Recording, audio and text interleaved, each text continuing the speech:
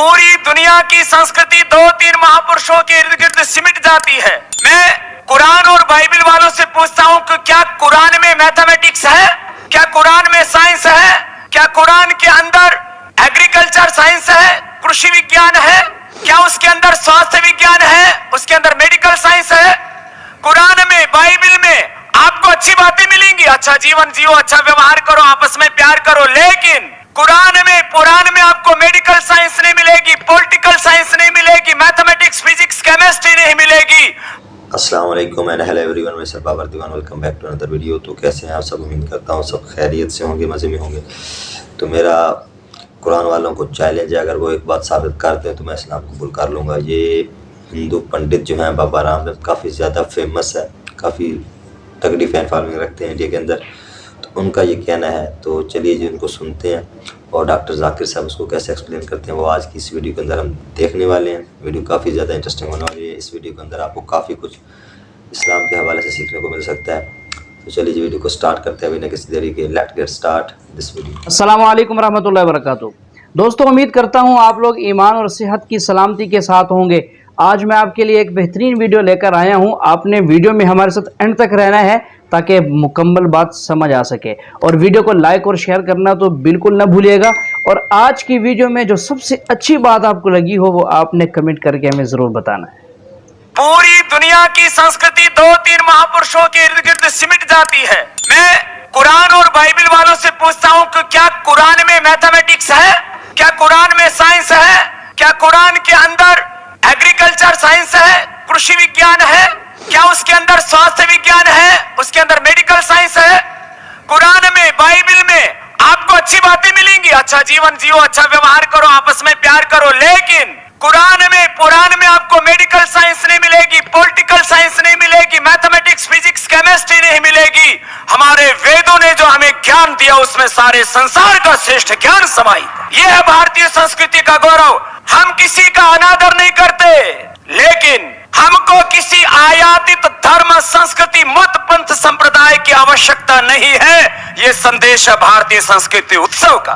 आज हम कोशिश करेंगे ये तहकीक करने की कुरान और जदीद साइंस मिलते हैं या टकराते हैं। इस मौजू पे हम इंशाअल्लाह तज़किरा करेंगे। एक मशहूर साइंसदान, फिजिसिस्ट और नोबेल प्राइज़ विनर जिसका नाम एल्बर्ट आइंस्टाइन था, उसने कहा science without religion is lame and religion without science is blind. Science मज़हब के बिना लंगड़ी है और मज़हब साइंस के बिना अंधा है। मैं आपको याद दिलाना चाहता हूँ कि कुरान मजीद साइंस की किताब नहीं है, SCIENCE, लेकिन है साइंस की किताब, SIGNS। ये है निशानियों की किताब, आयतों की किताब। और कुरान मजीद में 6000 से ज़्यादा निशानियाँ हैं, 6000 से ज़्यादा आयतें हैं। इनमें से 1000 से ज़्यादा अल्हम्दुलिल्लाह साइंस के बारे में ज़िक्र करती है। आज की इस तकरीर में मैं सिर्फ़ उन साइंटिफिक फैक्ट्स, साइंस के हक़ाइक़ के बारे में ज़िक्र करूँगा विच हैव बीन एस्टैब्लिश्ड, जो साइंसदान साबित कर चुके हैं। सबसे पहले हम तज़किरा करेंगे एस्ट्रोनॉमी के बारे में, फ़ल्कियात के बारे में। 35 से 40 साल पहले कुछ साइंसदान ने तहकीक की एक मौजू पे, तख्लीक़ कायनात, मतलब क्रिएशन ऑफ द यूनिवर्स। और इन साइंसदान ने कहा कि हमारी कायनात सबसे पहले एक प्राइमरी नेब्यूला था, बुनियादी गोला, इब्तिदाई गोला। उसके बाद there was a secondary separation, दूसरी जुदाई, दूसरी अलहदगी, और एक बड़ा धमाका होता है बिग बैंग। उसके बाद वजूद में आया गैलेक्सीज़, कहकशाएँ, सितारे, सैयारे, चांद, सूरज और ये ज़मीन जिसमें हम रहते हैं। इसे साइंसदान ने कहा बिग बैंग, बड़ा धमाका। ये जो साइंसदान ने तकरीबन 40 साल पहले ढूंढा किस तरीके से कायनात वजूद में आई, तख्लीक़ कायनात, कुरान मजीद में इसका ज़िक्र 1400 साल पहले है। और मैंने इस तकरीर के शुरू में एक आयत की तिलावत की, सूरह अंबिया की, सूरा नंबर 21 आयत नंबर 30, जहाँ अल्लाह सुब्हानहू व तआला फरमाते अवलम यल्लज़ीना कफ़रू, क्या इनकार करने वाले ये नहीं जानते अन्ना समावाति वल अर्द कानता रतकन फफतकनहुमा, कि ज़मीन और आसमान एक थे, जुड़े हुए थे और हमने उन्हें जुदा किया।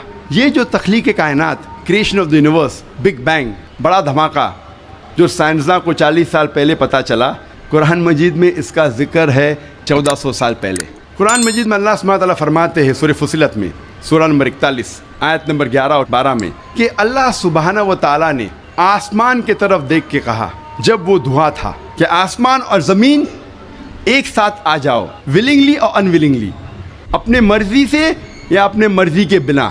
और उनने कहा कि हम अपने मर्ज़ी से एक साथ आ जाते हैं।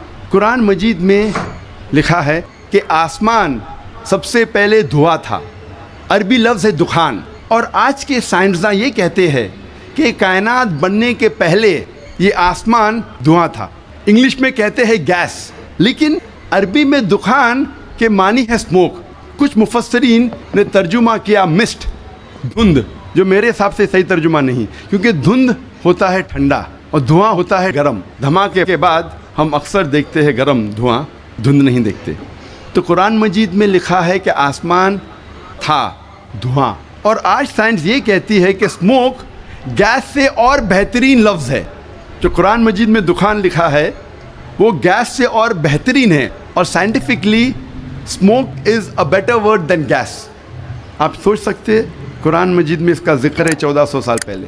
इंसान पहले समझते थे कि ज़मीन सपाट है, चपटी है। सबसे पहली बार अगर कोई इंसान ने ये साबित किया कि दुनिया बैज़वी है, वो ऐसा फ्रांसिस ड्रेक सन 1577 1577 when he sailed around the earth, जब समुंदर पे सफ़र किए दुनिया के गोल, सर फ्रांसिस ड्रेक ने साबित किया कि दुनिया बैज़वी है। कुरान मजीद में इसका जिक्र है 1400 साल पहले। कुरान अल्लाह ताला फरमाते हैं सूरह लुक़मान में सूरा नंबर 31 आयत नंबर 29 में अलम तरा अन्नल्लाह युलीजुल लैला फिन नहारी व युलीजुन नहारा फिल लैली, अल्लाह सुब्हानहू व तआला ने रात को धीरे धीरे आहिस्ते आहिस्ते दिन में तब्दील किया और दिन को धीरे धीरे आहिस्ते आहिस्ते रात में तब्दील किया। ये दिन का रात और रात का दिन आहिस्ते आहिस्ते धीरे धीरे तब्दील होना ये सबूत देता है कि दुनिया बैज़वी है। अगर दुनिया चपटी और सपाट होती तो दिन फ़ौरन रात में तब्दील होता और रात फ़ौरन दिन में तब्दील होती।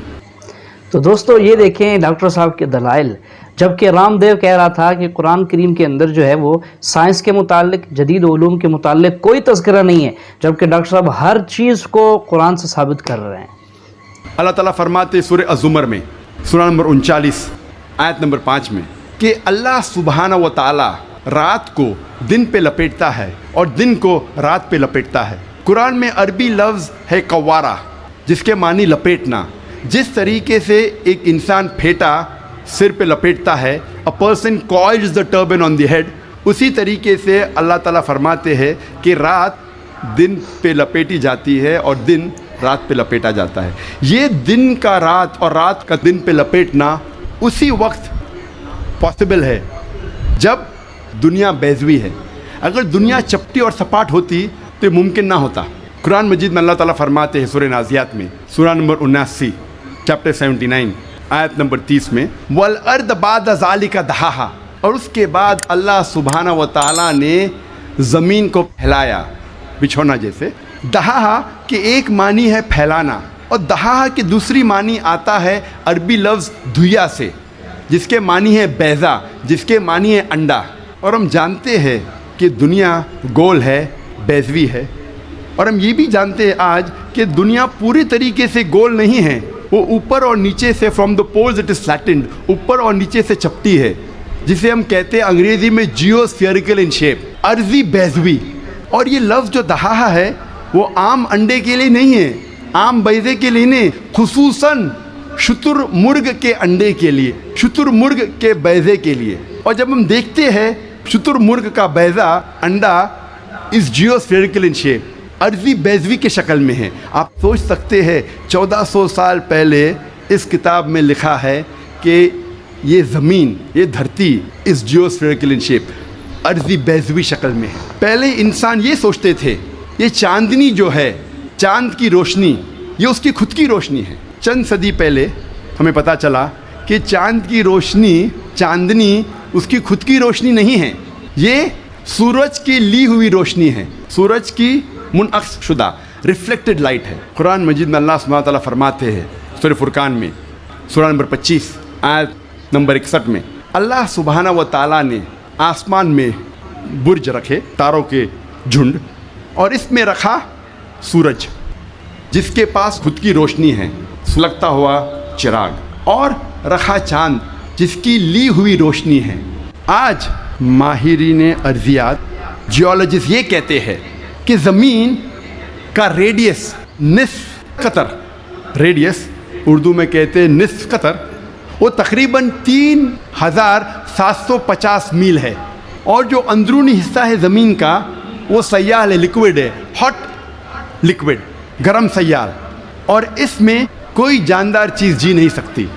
लेकिन ऊपर का हिस्सा है वो सॉलिड है, वो ठोस है, और ऊपर जो सुपरफिशियल अर्थ क्रस्ट है, ज़मीन की सतह, अर्थ क्रस्ट, ये बहुत पतली है, तकरीबन 1 से 30 मील पतली, सिर्फ 1% से कम। आज साइंसदान ये कहते हैं due to the folding phenomena it gives rise to mountain ranges, एक फोल्डिंग फिनोमेना है जिससे पहाड़ पैदा होते हैं, और इस पहाड़ के वजह से ज़मीन की सतह को इस्तेकाम मिलता है, स्टेबिलिटी मिलती है।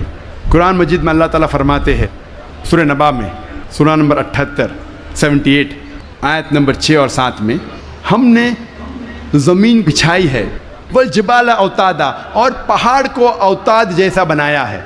औताद अरबी में कहते हैं खूटे को, और हम जानते हैं जब टेंट पैक को ज़मीन में हम डालते हैं, जब खूटे को ज़मीन में डालते हैं तो अक्सर हिस्सा ज़मीन के नीचे गड़ जाता है, ऊपरी हिस्सा बहुत कम रहता है, 10% से कम, और इसकी वजह है कि ज़मीन को इस्तिकाम, स्टेबिलिटी देता है।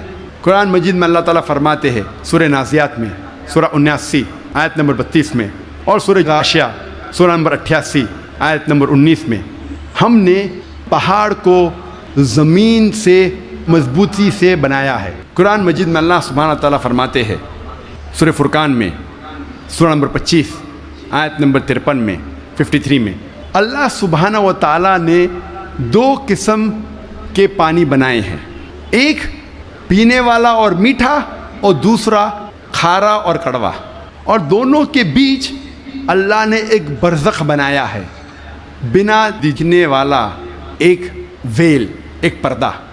अरबी में लफ्ज़ बरज़ख, बरज़ख के मानी पर्दा। जिस तरीके से इंसान मरता है और वापस से क़यामत में उठने के पहले हम कहते हैं बरज़ख में है, अनसीन, जो देखे नहीं जा सकता है वो ज़िंदगी, कुरान में कहा गया बरज़ख, ना देखे जाने वाला पर्दा।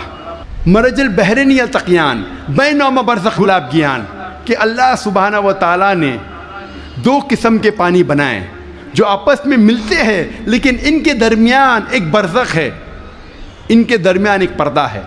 लोग पहले जानते थे कि 2 किस्म के पानी है, खारा और मीठा, खारा पानी मीठा पानी, लेकिन मुफस्सिरीन कुरान ये नहीं समझ पाते थे अल्लाह ताला क्या कहना चाहता है जब कहता है कि खारे और मीठे पानी के दरमियान बरज़ख है। पानी आपस में मिलता है लेकिन ये एक दूसरे से घुल मिल नहीं सकता।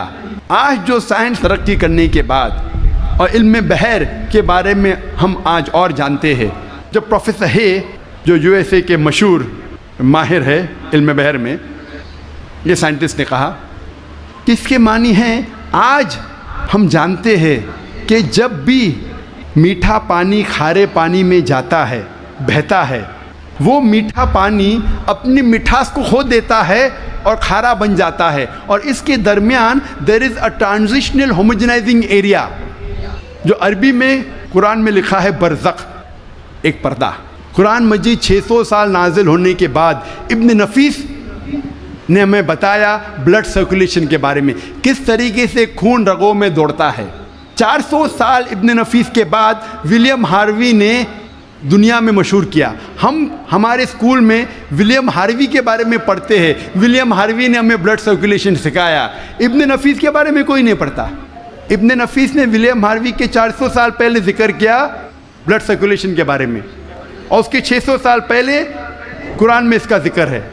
मुख्तसर सा मैं कहूँगा, मुख्तसर सा, इंसान जब खाना खाता है जाता है पेट में, पेट के बाद जाता है अतड़ियाँ में, अतड़ियाँ में से जो फूड सब्सटेंस है वो जाता है खून में, many a time via the complex media of liver, और खून के ज़रिए जिस्म के कई भागों में जाता है, कई आज़ा में जाता है, goes to various organs including memory glands, वो कई आज़ा में जाता है और जाता है छाती में भी, पिस्तान में भी, जिससे मिलता है दूध।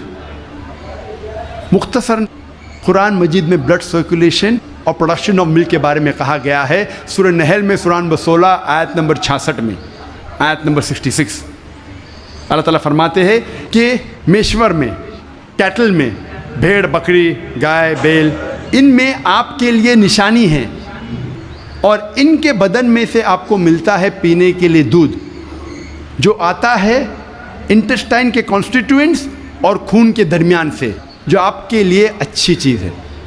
इसका जिक्र है सूरह मोमिनून में सूरह नंबर 23 आयत नंबर 21 में कि कैटल में आपके लिए एक निशानी है, इनके बदन से आपको मिलता है दूध और इनमें बहुत से फ़ायदे हैं, उसका गोश्त आप खा सकते हैं। कुरान मजीद में production of milk and blood circulation के बारे में जिक्र है इन अ नटशेल 1400 साल पहले। साइंस तरक्की करने के बाद हमें पता लगता है कि चमड़ियों में पेन रिसेप्टर्स है, दर्द का एहसास करने के आला है, रिसेप्टर्स है, जो बहुत ज़रूरी है दर्द का एहसास करने के लिए, जिसके बिना इंसान दर्द का एहसास नहीं कर सकता। इसीलिए जब कोई इंसान जल जाता है, जब कोई इंसान ज़ख्मी हो जाता है जलने की वजह से और डॉक्टर के पास जाता है, डॉक्टर एक सुई लेता है और उस जले हुए हिस्से को चुभोता है। अगर मरीज़ को दर्द होता है, डॉक्टर खुश है, pain receptors are intact, pain receptors महफूज है। अगर मरीज़ को दर्द नहीं होता है, डॉक्टर को अफसोस होता है, पेन रिसेप्टर्स ख़त्म हो चुके हैं, मर चुके हैं। आज हमें पता चला कि पेन रिसेप्टर्स भी ज़रूरी है दर्द का एहसास करने के लिए। दोस्तों देखें, आप ख़ुद अंदाज़ा लगाएं, कुरान करीम में हर चीज़ मौजूदा दौर की और ख़ासकर जो है साइंस की हर चीज़ अल्लाह ताला ने 1400 साल पहले बयान कर दी है।